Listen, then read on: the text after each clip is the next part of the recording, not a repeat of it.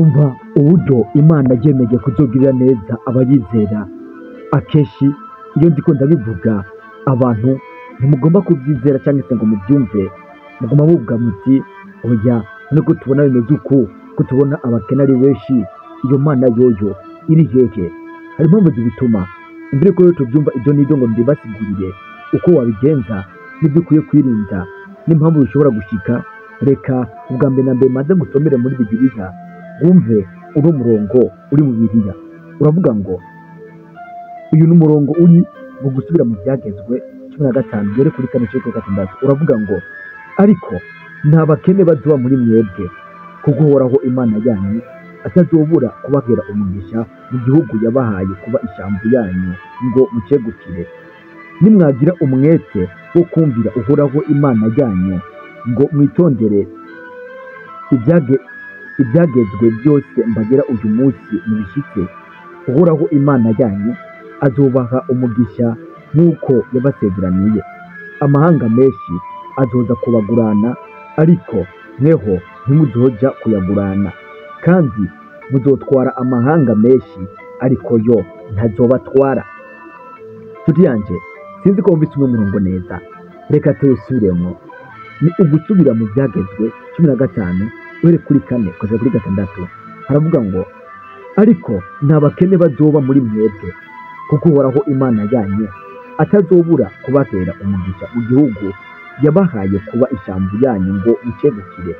Nimwagira umwete wo kumvira Uhoraho Imana yanyu ngo mwitondere ibi byagezwe byose mbagera uyu munsi mubishitse, Uhoraho Imana yanyu azobaha umugisha kuko yabasezeraniye, nk'uko yabasezeraniye.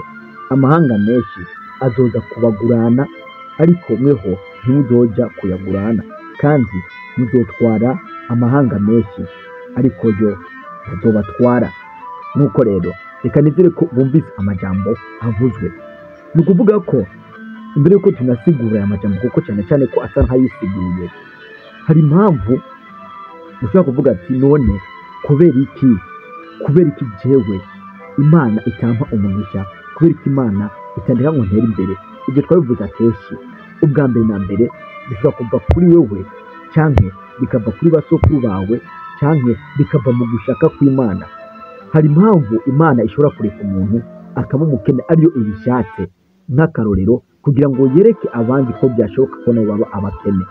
Hakaba ibimuga kugira ngo yereke abandi nabo ko babone ko bishoboka ko baba bashobora kuba ibimuga.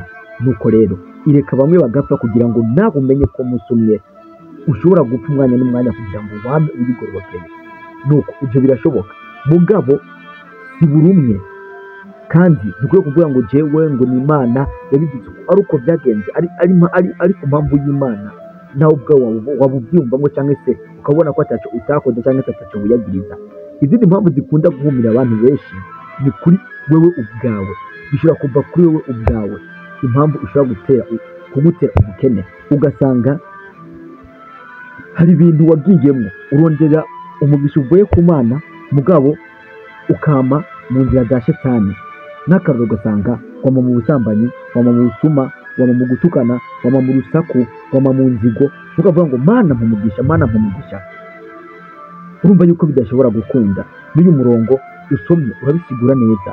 Uravuga ngo ariko nta bakene bazoba muri mwebwe, kuko Uhoraho Imana yanyu atazobura kubahera umugisha mu gihugu yabahaye kuba ishamvu ryanyu ngo mucegukire.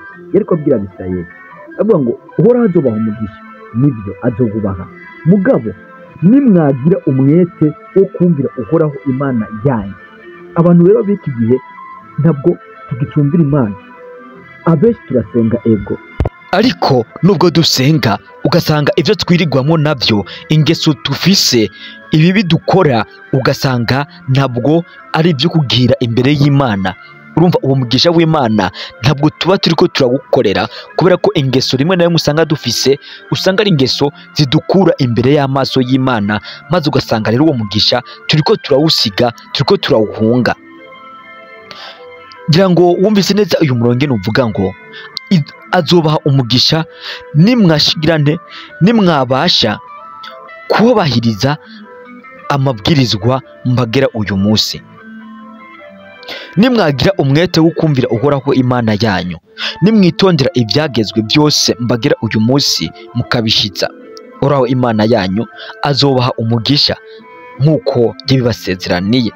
Naho rero ese nshuti yanjye, ikibazo twakwibaza, wewe witwara gute imbere y'Imana? Niko ndavuga ku mpamvu zishobora gutuma ego birashobora no kuva kuri basokuru banyu, kuko ari ahantu muri Bibiliya havuga ngo mpora ibigabitanyo byabase kugeza no kurunganwa urugira kane. Ivyo navyo mugabo ushobora kubisengera Imana ikabikubabarira, ikabikurako izo karande zigacika. Birashoboka. Ico bisabwa nuko ubwa mbere na mbere ugomba kuba imbere y'amaso y'Imana kugira ngo ube umuntu koko uri neza imbere yayo, imbere y'Imana. Muri ico gihe rero birashoboka ko izo karande zishobora kukuvako, birashoboka cyane. Ariko rero ni nk'uko tumaze kubyumva, wumvise ibintu ugomba kumanza kwitondera, ibintu ari itegeko kwitondera kugira ngo bikunde Imana ize iguhe umugisha mu byo ukora byose. Ngo Uhoraho Imana yanyu azobaha umugisha nk'uko yabasezeraniye. Amahanga menshi azoza kubagurana, ariko mweho ntimuzoja kuyagurana. Muri make, ayandi mahanga azogira ibyo akenera mu gihugu cyanyu kuko azoba akenye, ariko mweho ntaco muzokena ngo muje kukirondera iwabo, kuko muzoba mufise byose, muzoba mwikwije.